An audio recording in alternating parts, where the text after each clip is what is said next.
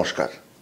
ভারতবর্ষে ব্রিটিশ উপনিবেশ স্থাপিত হবার পরেই ব্রিটিশ শাসকরা বুঝতে পারেন যে এই সুবিশাল দেশ এবং তার মানুষের ওপর শাসন ব্যবস্থাকে শক্ত হাতে কায়েম করতে দুটি জিনিসের প্রয়োজন। এক, যোগাযোগ ব্যবস্থা এবং দুই, পরিবহন ব্যবস্থা। যোগাযোগ ব্যবস্থার অন্যতম অস্ত্র হল ডাক, এবং তারা বুঝতে পেরেছিলেন সেই অনুন্নত পরিবহনের যুগে যদি এক জায়গা থেকে আরেক জায়গায় ডাককে ঠিকভাবে নিয়ে যেতে হয়, দ্রুত নিয়ে যেতে হয়, তাহলে দরকার মাঝে মাঝে থাকবার জায়গা। তাই ডাক ব্যবস্থাকে সুসংহত করবার জন্য ব্রিটিশ শাসকরা করলেন কি?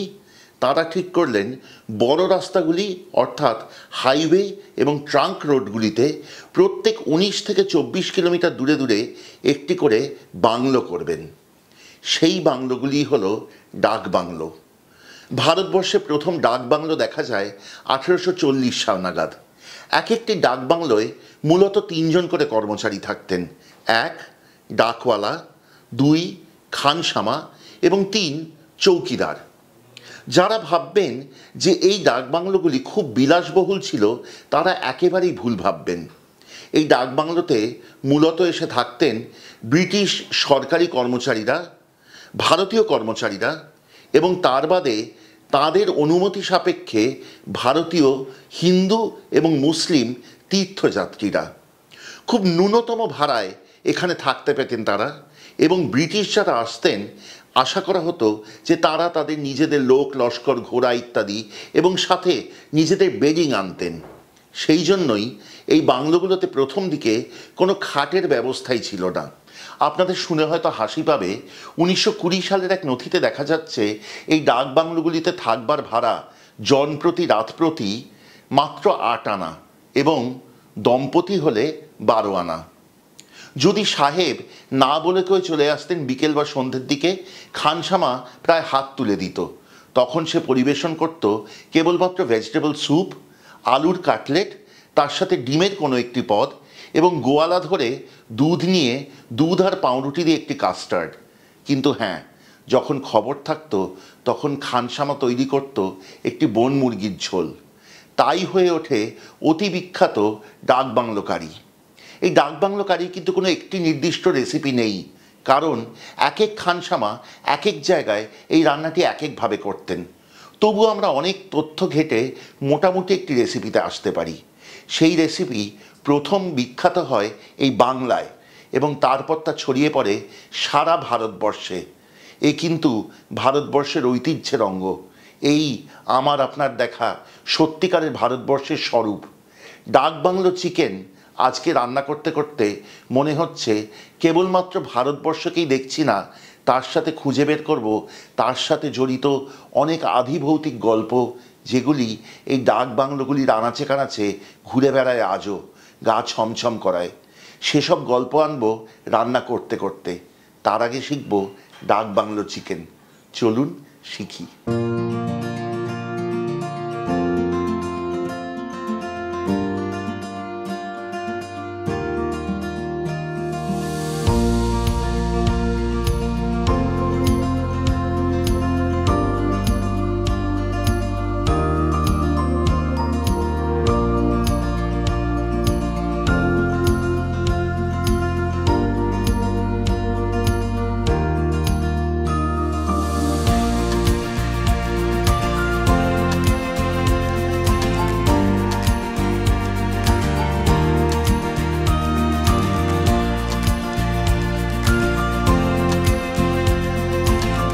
খানসামাদের সময় কই যে অনেক ধাপে ধাপে রান্না করবে।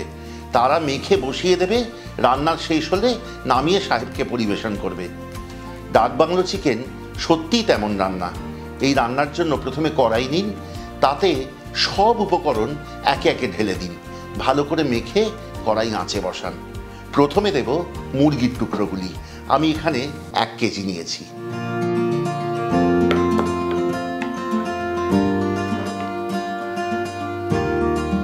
তার সাথে দিন 3টি বড় পেঁয়াজ কুচি করে কাটা, 2 টেবিল চামচ পরিমাণ রসুন কুচি, 2.5 চা চামচ লঙ্কার গুঁড়ো, 1.5 চা চামচ পরিমাণ হলুদ গুঁড়ো, 1 চা চামচ গোলমরিচ গুঁড়ো, 1.5 চা চামচ পরিমাণ গরম মশলার গুঁড়ো। এই গরম মশলা গুঁড়োয় কিন্তু কোনো আতিশয্য বা কেরামতি নেই, সাধারণ এলাচ, লবঙ্গ ও দারচিনি। 150 গ্রাম পরিমাণ টক দই, গোটা 4-5টি কাঁচা লঙ্কা, স্বাদ অনুসারে নুন, 3 থেকে 4 টেবিল চামচ পরিমাণ সর্ষের তেল, 2 টেবিল চামচ ঘি। এটি আপনি দিতেও পারেন, নাও দিতে পারেন।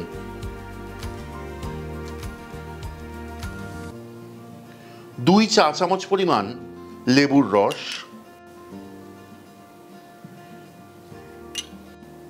এবং শেষ যে উপকরণটি দেব তা অনেকে দিতেন, অনেকে দিতেন না।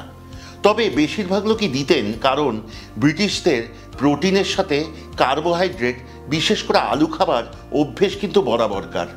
আর আমরা তো বাঙালি, মাংসে একটু আলু না হলে ভালো লাগে না, তাই না? সেই জন্য দেব বড় টুকরো করে কাটা আলু।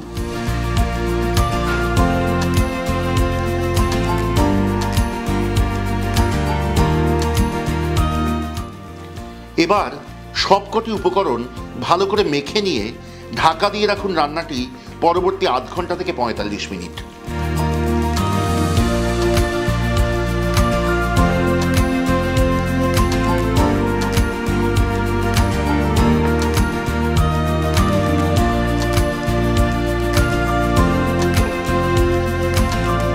আধ ঘন্টা হয়ে গেছে।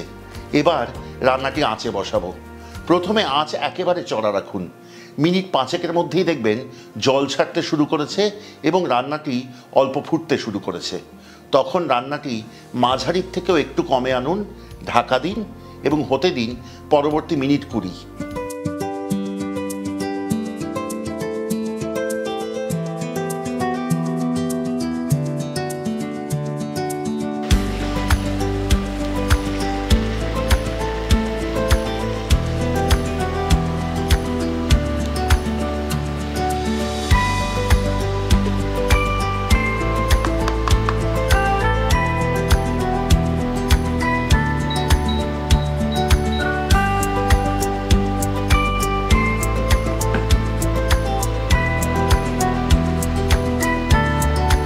রান্নাটি যখন মাঝারি আঁচে হচ্ছে তখন প্রত্যেক 5 মিনিট অন্তর ঢাকনা খুলে একবার করে ভালো করে নেড়ে দিতে ভুলবেন না রান্নাটি। ডাক বাংলো শুনলেই কেমন গা ছমছম করে ওঠে না?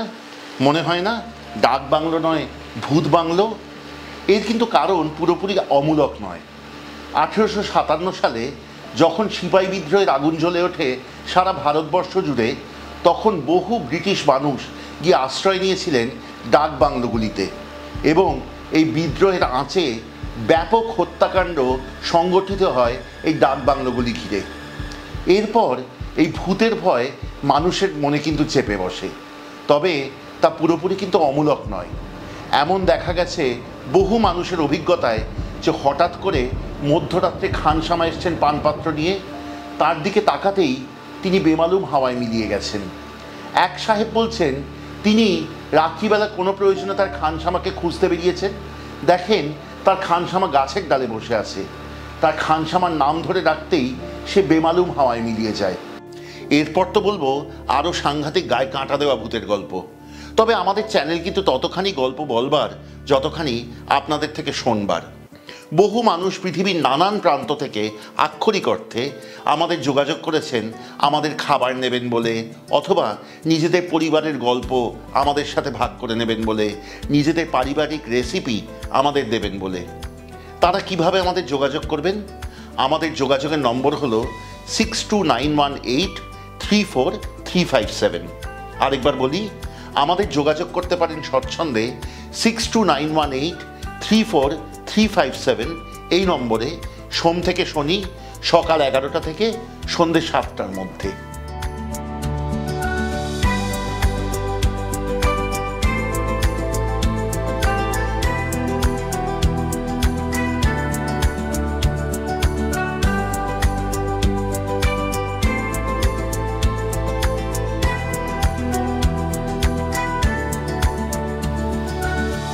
প্রায় 20 মিনিট হয়ে গেছে রান্নাটি ঢাকা দিয়ে করছি।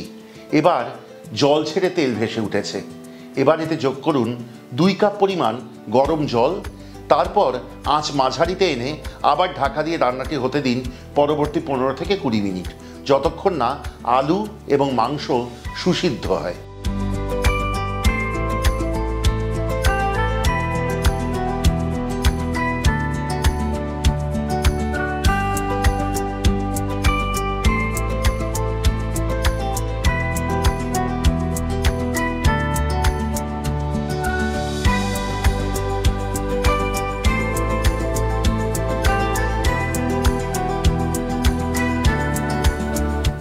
এইসব ডাক বাংলোগুলো কিন্তু সত্যি অনেক করুণ ইতিহাসের সাক্ষী। এমন শোনা গেছে ব্রিটিশ যুবক প্রেমে পড়েছেন ব্রিটিশ যুবতীর, তারপর সেই ব্রিটিশ যুবতী অন্য কোথাও বাগদত্তা হন। এই ব্রিটিশ যুবক নিজের মাথায় গুলি করে আত্মঘাতী হন ডাক বাংলোয়। তারপর তাকে ঘুরতে দেখা গেছে সে বাংলোর অলিন্দে। এমনও শোনা গেছে ব্রিটিশ যুবকের কাছে কাজ করতে আসতেন দেশি মহিলা, তিনি তার প্রেমে পড়েন এবং তাদের মধ্যে সম্পর্ক স্থাপিত হয়। এরপর ব্রিটিশ যুবক সব সম্পর্ক অস্বীকার করে নিজস্ব দেশে ফিরে যান। এখানে ভগ্ন হৃদয়ে মারা যান সেই মহিলা, তার আত্মা নাকি ঘুরে বেড়াতো সেই ডাক বাংলোয়। এমনই ভয় ঘিরে থাকতো মানুষের মনে এইসব ডাক বাংলো ঘিরে যে মানুষ তাদের চৌকিদারদের অবধি ভয় পেত কোনো কোনো সময়। সবচেয়ে গায়ে কাঁটা দেওয়া গল্পটি কিন্তু উইলিয়াম চিঙ্গা নামক এক অবসরপ্রাপ্ত পিডব্লিউডি অফিসারের। তিনি বলছেন এক রাত্রে তিনি দাঁড়িয়ে আছেন ডাক বাংলোর সামনে, হঠাৎ করে তার কাছে এসে দাঁড়ায় একটি বেবি মরিস গাড়ি। গাড়িটির দরজা খুলে যায় এবং সেখান থেকে নামে একটি অবয়ব, তার না মানুষ না জিনিস, এক ধোঁয়াশাময় অদ্ভুত বস্তু।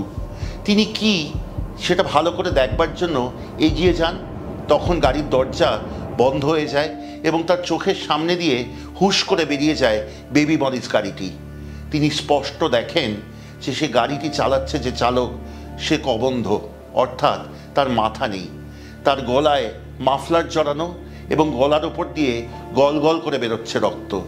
এই গল্প বলছেন যখন, তখন তার কি মনে হয়েছে জানি না, তবে যখন শুনেছি তখন কিন্তু সত্যি গায়ে কাঁটা দিয়ে উঠেছে। কেমন লাগছে আজকের এই গা ছমছমে ভূতের ভয় ধরানো এবং এই অপূর্ব রান্নায় সমৃদ্ধ পর্বটি দয়া করে আমাদের লিখে জানান, অন্যান্য পর্ব সম্বন্ধেও জানান। যদি ভালো লাগে সাবস্ক্রাইব করে সঙ্গে থাকুন, কমেন্ট করুন এবং বন্ধু বান্ধব আত্মীয় স্বজন সবার মাঝখানে শেয়ার করুন এই পর্বগুলি। তাহলেই কিন্তু বেঁচে থাকবে এই অমর রান্নাগুলি এবং বেঁচে থাকবে আমাদের ঐতিহ্য। যদি ভালো লাগে সাবস্ক্রাইব করে সঙ্গে থাকুন, খুব আনন্দ পাবো। এবং যদি মনে করেন আমাদের চ্যানেলের সব রান্না সবচেয়ে আগে পৌঁছবে আপনার কাছে, তাহলে বেল আইকনটি টিপে দিতে ভুলবেন না। এবার আসবো এই রান্নার শেষ পর্যায়ে।